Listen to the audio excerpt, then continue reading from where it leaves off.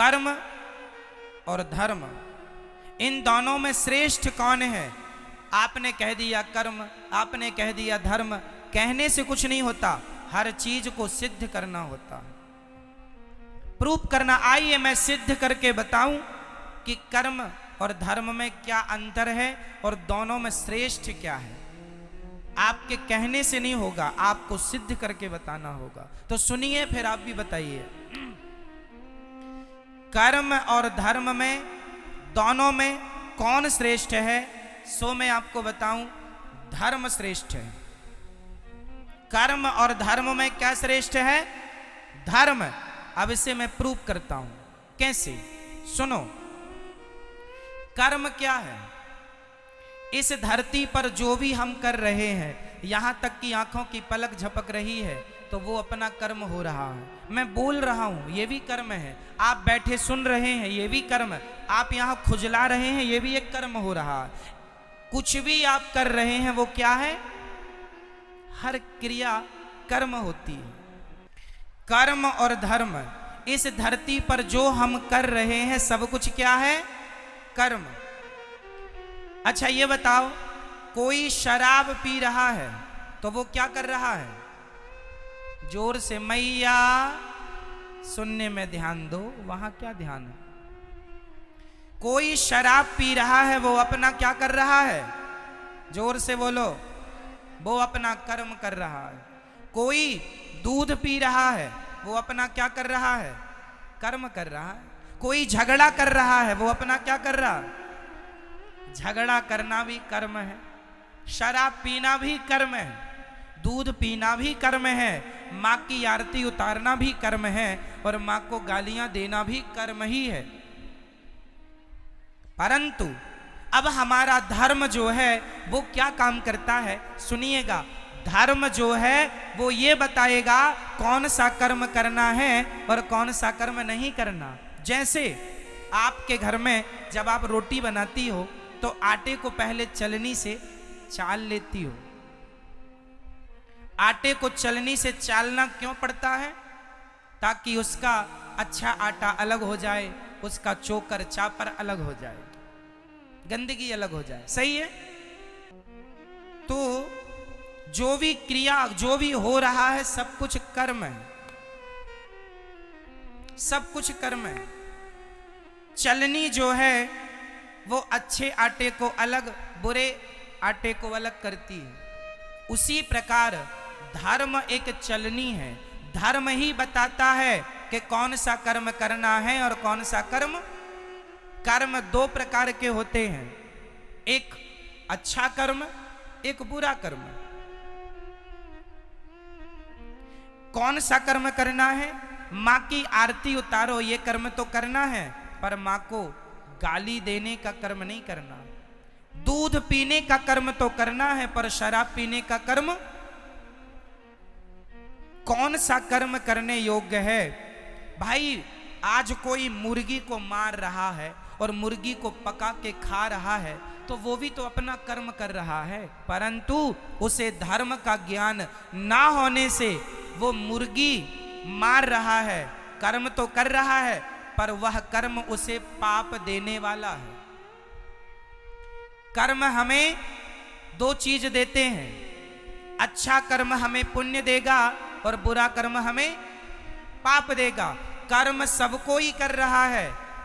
आप अच्छा कर्म करेंगे तो उससे पुण्य आएगा, बुरा कर्म करेंगे, मुर्गी खाएंगे, उससे पाप आएगा। कर्म तो हो रहा है। चूंकि आपको किसका ज्ञान नहीं है?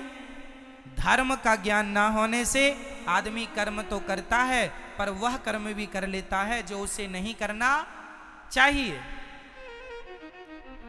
जो नहीं करना वह भी करता है। इसलिए मेरी प्रार्थना है, सदा वही कर्म करना चाहिए जो कर्म करने योग्य है, पर कर्म को पहले धर्म की कसौटी में कस लेना चाहिए कि ये कर्म ठीक है या नहीं है, करने योग्य है या नहीं। कर्म तो सब ही है। मैं आपको एक थप्पड़ मार दूं, ये भी एक कर्म होगा, और मैं आपको सम्मान से यहां बिठा दूं, ये भी एक कर्म होगा। कौन सा मुझे करना है, कौन सा नहीं, ये कौन बताएगा? बोलो मेरी मां। इसलिए प्रत्येक व्यक्ति को किसका ज्ञान होना चाहिए? जोर से, जोर से, धर्म का। यदि आप धर्म का ज्ञान रखते हैं तो आप जो भी कर्म करेंगे ठीक करेंगे। यदि आपको धर्म का नॉलेज नहीं है तो आप गलत कर्म कर सकते हैं, संभावना है, क्योंकि आपको ज्ञान नहीं है। जैसे एक पत्नी अपने पति को छोड़कर पराये पुरुष से संबंध रखे तो ये क्या है? वो अपना कर्म कर रही है। परंतु यदि उसे धर्म का ज्ञान होता तो ये हरकत वो कदापि ना करती। धर्म बताता है कि पति परमेश्वर है, इसलिए अपने पति को छोड़कर पराये पुरुष से संबंध रखना पाप है। यदि धर्म का ज्ञान होता तो अपने आप वो पाप से बच जाती। पाप से नहीं बची, क्यों? क्योंकि धर्म का ज्ञान नहीं था। और आज हमारे देश को धर्म निरपेक्ष कहा जाता है। गलत कहते हैं लोग, धर्म निरपेक्ष। हमारे सनातन धर्म में, भारत में, छोटी सी बच्ची से लेके बूढ़े तक प्रत्येक व्यक्ति के अंदर धर्म होता था, होता है और होना चाहिए। हमारे देश में पहले कोई पुलिस नहीं थी। हमारे देश में कोई पुलिस की जरूरत नहीं थी। क्यों? क्योंकि आज जो काम पुलिस करती है वही काम पहले का प्रत्येक व्यक्ति जानता था कि ये पहले तो यहाँ 1 लाख रुपए पड़ा हो तो कोई छूता नहीं था, क्योंकि उसे ज्ञान था, उसे धर्म का ज्ञान था। ना जी, ये मेरा नहीं है, उठा लूंगा तो चोरी का पाप लग जाएगा। पहले लोग 1 लाख रुपए क्या 10 करोड़ रुपए भी देखते नहीं थे। पराई स्त्री को कभी स्वप्न में भी सोचते नहीं थे उसके बारे में कोई गलत बात। पराये पुरुष के लिए कभी देश की, मेरी भारत की महिला कभी गलत ख्याल नहीं रखती थी, क्योंकि प्रत्येक व्यक्ति को ज्ञान किसका था? बोलो जोर से, किसका? मेरी माँ। और जोर से, पीछे वाले बोलो, किसका ज्ञान? पहले धर्म का ज्ञान था। और आज ये हालत है कि लोगों की जूते चप्पल तक नहीं बच रहे। जूते चप्पल तक चुरा लेते हैं लोग। इसका मतलब है कि आज का इंसान धर्महीन हो चुका है, धर्म से खाली है, उसे ज्ञान नहीं है। वो तो केवल पेट भरने में लगा है। जैसे मिल जाए महाराज मर्डर कर लो, मर्डर करवा लो, मरवा दो, जो होए बस वैसा वो अपना पेट भरने में लगा। मार डाल करके, लूट करके, चोरी करके, वो डाका डाल के, कैसे भी वो अपना पेट भरने में लगा है। तो तुम इंसान हो कि क्या हो? इसलिए आप अपने बच्चों को धर्म का ज्ञान देना मेरी माँ। धर्म के बिना इंसान पशु के समान है। धर्महीन व्यक्ति किसकी तरह है? जोर से, किसके? आप लोगों को धर्म का नॉलेज है, ज्ञान है या नहीं? बोलो हाँ या ना, बोलो हाँ या ना। मैया, आपको धर्म का ज्ञान है? कैसा बताओ, क्या है धर्म? चलो बताओ, नारी का धर्म क्या है? सबके भारत में धर्म है। पुत्र का धर्म है अपने माँ बाप को भगवान मानकर सेवा करना। पत्नी का धर्म है कि अपने पति को भगवान मानकर सेवा करना। दुकानदार का धर्म है ग्राहक को भगवान मानकर उसकी सेवा पूर्ति करना। हम सभी एक धर्म की बेड़ियों में बंधे हुए हैं। आप स्वतंत्र हैं या परतंत्र हैं? जोर से, जोर से।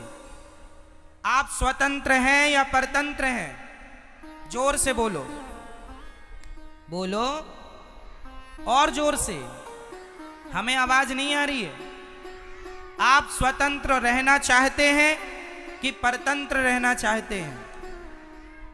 आप स्वतंत्र रहना चाहते हैं या किसी के अधीन रहना चाहते हैं?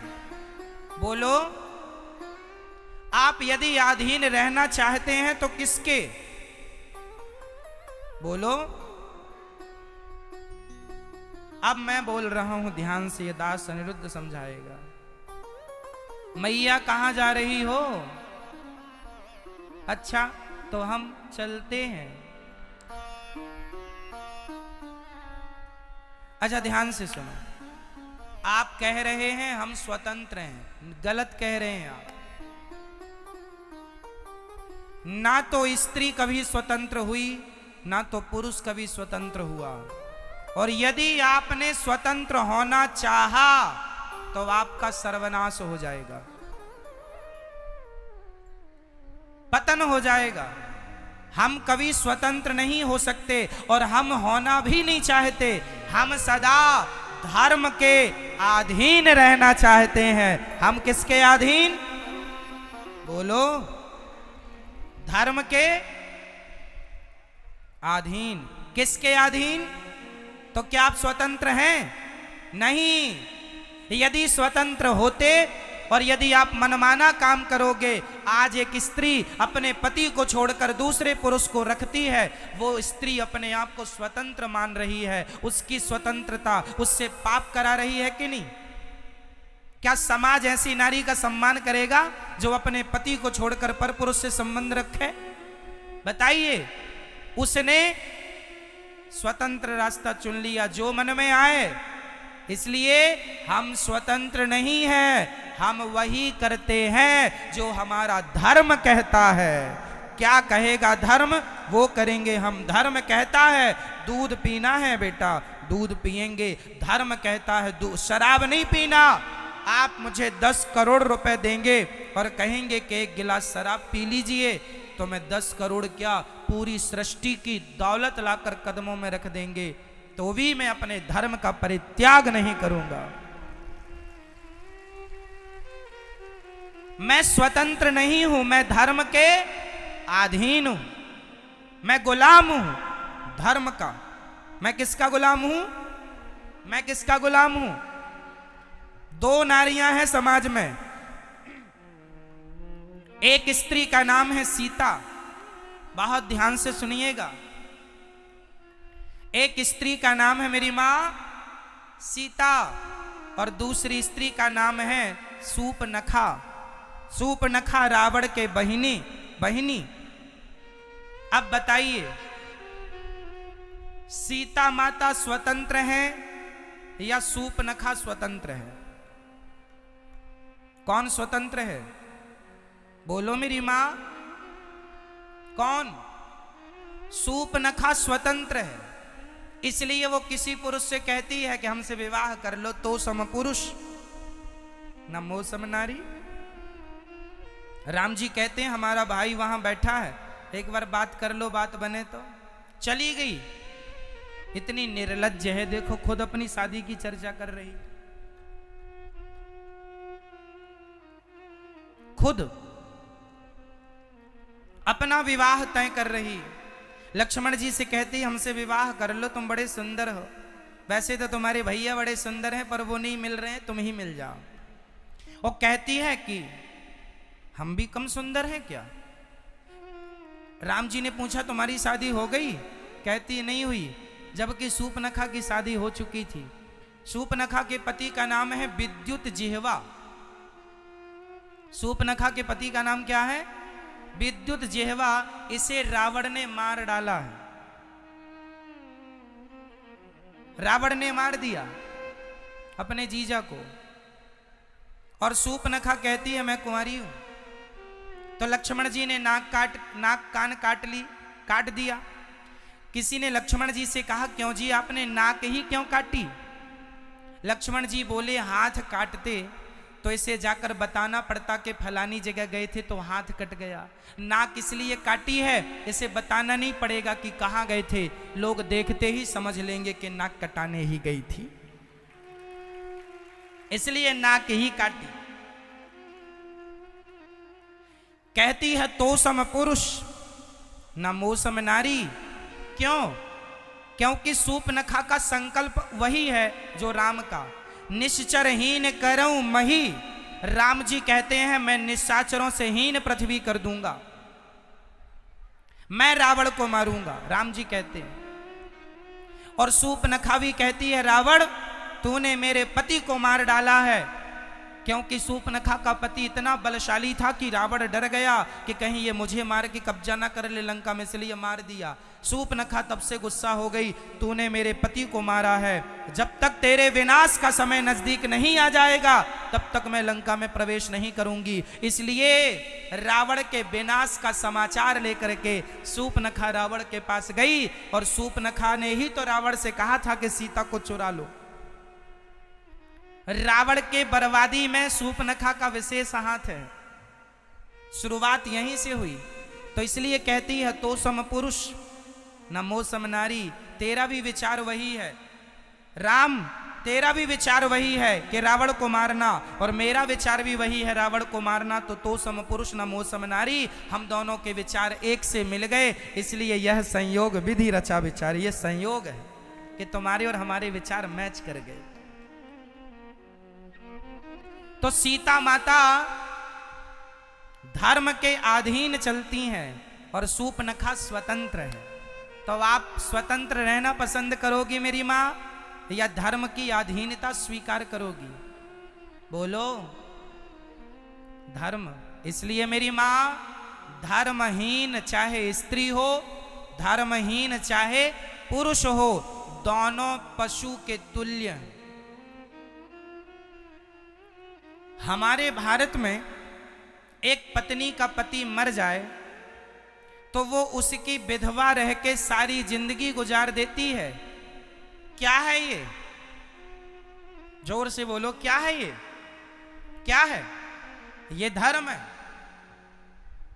और ऐसी क्वालिटी की स्त्रियां सिर्फ हमारे भारत में हैं। आज दुनिया में 200 देश हैं लगभग। पूरी दुनिया में कितने देश हैं? अमेरिका, लंदन, जापान, पेरिस इत्यादि जाकर देख लो, दुनिया में 200 देश हैं। ऐसी स्त्रियां केवल भारत में पाई जाती हैं कि पति के मर जाने पर उसी की विधवा रहकर जिंदगी गुजार देंगी, पर पराये पुरुष की तरफ आंख उठाकर नहीं देखेंगी। ऐसी स्त्रियां सिर्फ भारत में होती हैं। सती सावित्री केवल यहां और कहीं नहीं, इसलिए यहां धर्म है। ये क्या है? यदि स्त्री अपने पति को छोड़कर पराये पुरुष से संबंध रख ले, आजकल तो पुनर्विवाह कर लेते हैं कि लड़की का पति यदि समय से पहले खत्म हो गया, कोई बाल बच्चे हुए नहीं और हो भी गए, और उसका मन है कि भाई जिंदगी अकेले नहीं गुजर सकती, कोई जीवन साथी चाहिए, तो आजकल पुनर्विवाह का भी लोग बंदोबस्त कर लेते हैं। वो अपनी आप की स्वतंत्रता है। पर हमारे देश में आज भी स्त्रियां अपने पति के जाने के बाद वो उसी की विधवा रहकर जीवन जीना पसंद करती हैं, पराये पुरुष से संबंध रखना पसंद नहीं करती। कुछ स्त्रियां ऐसी हैं, पर कुछ आज पुनर्विवाह में भी बिलीव करती हैं। सबके अपने अपने विचार हो सकते हैं, वो उनकी अपनी स्वतंत्रता। फिर भी मेरे देश में आज सती पतिव्रता नारी पाई जाती है, और ये स्त्रियों की क्वालिटी सिर्फ भारत की स्त्रियों की है और कहीं की नहीं। इसलिए है क्योंकि हमारे देश में धर्म रहा है, लेकिन आज के कुछ लोग भारत को धर्म निरपेक्ष कह रहे हैं कि ये तो धर्म में हम कोई विश्वास ही नहीं करते। धर्म निरपेक्षता का अर्थ होता है धर्म में कोई विश्वास ना करना। और सोचिए, इस धर्म निरपेक्षता के कारण हमारे स्कूलों में पहले पढ़ाया जाता था गा गणेश का। सुनो जरा, पहले हम लोगों को क्या पढ़ाया गया? गा गणेश का। आज पढ़ाया जाता है गा गधे का। कोई गणेश बनना नहीं चाहता, गधा ही बनना चाहते, इसलिए आज गधे हो रहे हैं। गणेश के संस्कार खत्म हो गए। गणेश वही है जो अपने माँ बाप की परिक्रमा लगा ली तो पूरे ब्रह्मांड की परिक्रमा लग गई। क्यों जी? गणेश जी ने अपने माँ बाप शंकर पार्वती जी की परिक्रमा लगाई थी कि नहीं? आज हम हिंदू लोग गणेश चतुर्थी को गली मोहल्ले में गणेश जी रख के उनसे यही तो सीखते हैं कि गणेश जी जैसे मातृभक्त थे, जैसे गणेश जी पितृभक्त थे, उसी प्रकार हमारा और आपका बेटा भी मातृ पितृभक्त बने, ये शिक्षा गणेश जी से मिलती थी। लेकिन आजकल स्कूलों से संस्कार, बच्चे संस्कारहीन होते चले गए। हमारे समय पर जब मैं हिंदी पढ़ता था यहीं पर, तो हमारे यहाँ कुछ मीराबाई के पद हुआ करते थे हिंदी में, कुछ सूरदास के पद हुआ करते थे। जब हम पढ़ते थे तो रामचरितमानस की चौपाइयां हुआ करती थी। लेकिन आज नहीं है, गायब कर दिया धर्मनिरपेक्षता के कारण में कि भाई हर मजहब के, हर धर्म के लोग पढ़ते हैं। अरे तो भारत है, ये हिंदू राष्ट्र होना चाहिए, यहां तो सनातन धर्म के हिसाब से ही सब चलना चाहिए। क्या कुछ लोगों के कारण हम अपना धर्म छोड़ दें? लेकिन आज लोग छोड़ रहे हैं। हम लोग पढ़ते थे तो ये चौपाइयां हुआ करती थी, सुखी मीन जय नीर अगाधा, जिमी हरि शरण न एकं बाधा। ये हम लोगों ने रामचरितमानस की चौपाई हमने कुछ तो यहीं पढ़ी है हिंदी में। आज की बुक में राम जाने क्या है, गा गणेश का हटा दिया, गा गधे का। पहले था मां मंदिर का, आज है मां मछली का।